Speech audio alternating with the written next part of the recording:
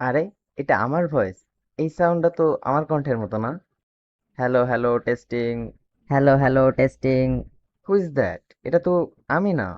Relax কিউরো, এটাই তোমার আসল ভয়েস।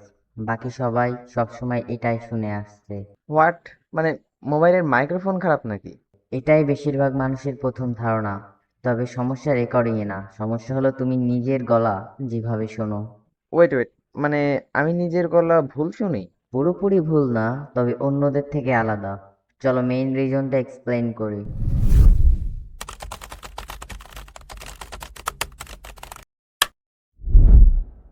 আচ্ছা বিজ্ঞান, সত্যি করে বলো তো, আমার আসল ভয়েস কোনটা? যেটা আমি বলার সময় শুনি সেটা, নাকি যেটা রেকর্ডিং এ আসে? দুটোই রিয়েল, কিন্তু দুটো আলাদা পাথ দিয়ে তোমার কানে পৌঁছায়, এজন্যই সাউন্ড আলাদা লাগে। দুটি আলাদা পাথ মানে? একটু সহজ করে এক্সপ্লেন করো, আমি আসলে অতটা বুঝি না তোমার মতো।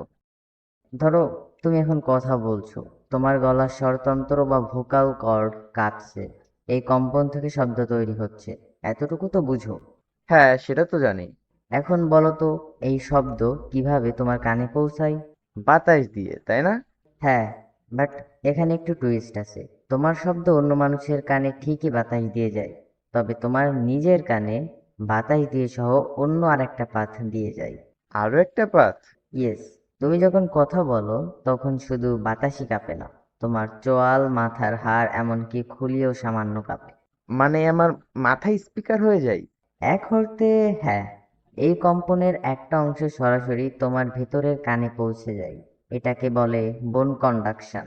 1 মিনিট, মানে আমি দুটো ভার্সন একসাথে শুনছি? এক্স্যাক্টলি, প্রথমত বাতাসের মাধ্যমে, যেটাকে বলে এয়ার কন্ডাকশন, এবং দ্বিতীয়ত নিজের মাথার হাড়ের মাধ্যমে, যেটাকে বলে বোন কন্ডাকশন। আচ্ছা, সেটা তো বুঝলাম, কিন্তু এতে কণ্ঠস্বর আলাদা শোনাবে কেন? এখানেই টুইস্ট। হাড় একটা বিশেষ জিনিস করে।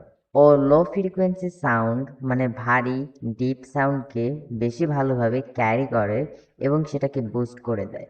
এটা বলতে পারো হাড়ের একটা বৈশিষ্ট্য আর কি। হ্যাঁ তো? রিমেম্বার, লো ফ্রিকোয়েন্সি সাউন্ড মানে মোটা গলার আওয়াজ, অ্যান্ড হাই ফ্রিকোয়েন্সি সাউন্ড মানে চিকন গলার আওয়াজ। মানে লো ফ্রিকোয়েন্সির সাউন্ডগুলো একটু ডিপ হয়, অ্যান্ড হাই ফ্রিকোয়েন্সি সাউন্ডগুলো একটু চিকন হয়।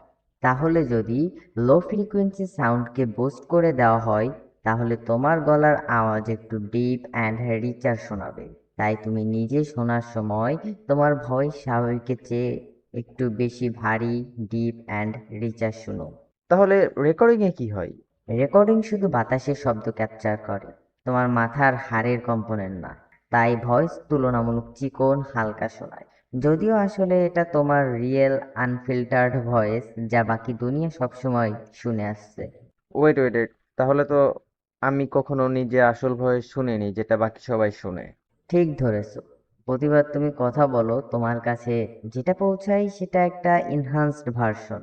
বাকি দুনিয়া যেটা শোনে, তোমার কলিগ, মেবি ফ্রেন্ডস, ফ্যামিলি, সেটাই তোমার আসল পিওর ভয়েস, যেটা রেকর্ডিংয়ে ধরা পড়ে।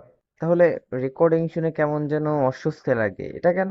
সেটা একদম স্বাভাবিক একটা রিয়াকশন। আমরা সবাই নিজের ভয়েস সম্পর্কে একটা ধারণা তৈরি করে ফেলি মাথার ভেতর। হঠাৎ সেই ধারণার বাইরে কিছু শুনলে ব্রেন কনফিউজ হয়ে যায়। Nothing else. ওহ, বুঝলাম, গট ইট। গুড। তাহলে আজকের পরীক্ষাটা শেষ। পরীক্ষা? কিসের পরীক্ষা আবার? আমি তো কিছুই লিখিনি। লিখতে হবে না। যদি ভিডিওটা ভালো লাগে তাহলে একটা লাইক দিও, আর যদি না লাগে, তাহলে তুমি কি সাবস্ক্রাইব করতে বলবে নাকি? না, তাহলে আবার দেখো, হয়তো এবার ভালো লাগবে।